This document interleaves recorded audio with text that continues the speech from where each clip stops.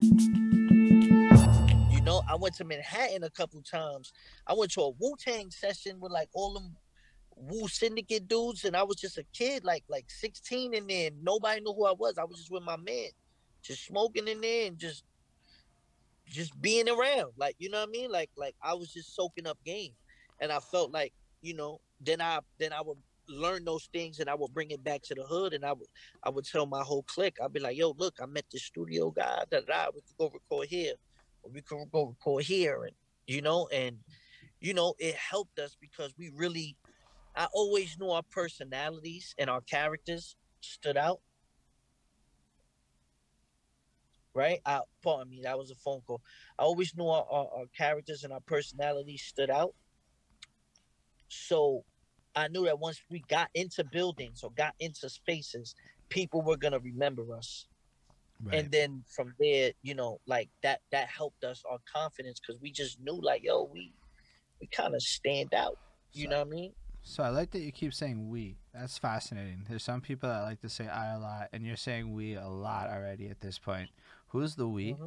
If you can expand on that. The we is like the whole Murder Ave. That's Misfit. That's Rilla. That's Rum. That's Reed. That's Cantone. That's A Junior. That's my man Success.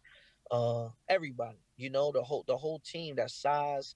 That's I don't think I forgot anybody. So, like that was the whole team, and we just was wilding, and we had like Vega know, like you get what I'm saying, like Dutch know, like we pulled up, but it was love, you know what I mean? But we put pressure, but also Mhm. niggas had to fuck with us because we was actually dope. It wasn't like niggas was trash. So it Facts. was like, damn, they putting pressure, but niggas is type fire, they get shit lit. You know what I mean? So we just realized those things early on, like what our advantages were. And being Latino also, like we were like, okay, cool, we're gonna be slighted. So we're gonna have to turn up extra, extra. Right. Hmm. Yep. Mm. Which is really important because that's something that Holden had mentioned, right? Was like he had seen um, that little clip that came out on 15 Minutes of Fame, I believe it is. Shouts to 15 Minutes of Fame, you Yeah. know what I mean? And you were talking about legend status in battle rap and whatnot. And and you were talking about how there's a certain era in battle rap where like the guys from back in the days, what they did kind of like was no longer what was relevant to what we were doing. You know what I mean?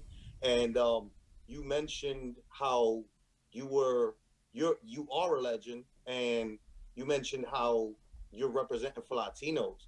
And when I saw that, I was like, yo, you know what? I want a big Cortez up for that because he's right. Like out of everybody that came out of battle rap before you that was relevant, the only one that still mattered by the time you came around, right, is PH.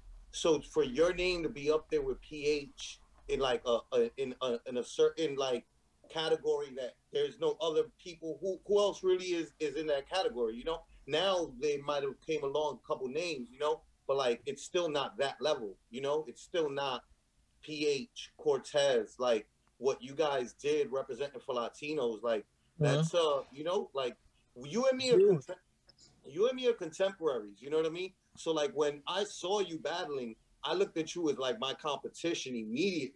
Like I was Mm-hmm. just like I remember seeing you in SoulCon. Sarah had showed me you in SoulCon battle, Yeah. and I was like, wow, Heike offended. Like I was like, yo, what is this grind time thing? What do you mean? We're out here putting in work. I'm battling everybody that you put in Mm-hmm. front of me. You know what I mean? But that's because that's the nature of the way it's supposed to be, right?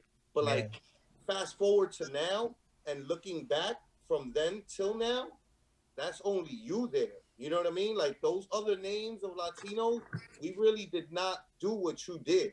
That's another thing and another Thank you. another rung on the level, another bar that other people can't say that they hit. You know what I mean? Yeah. So like, wow, props to you for that. You know? Thank you.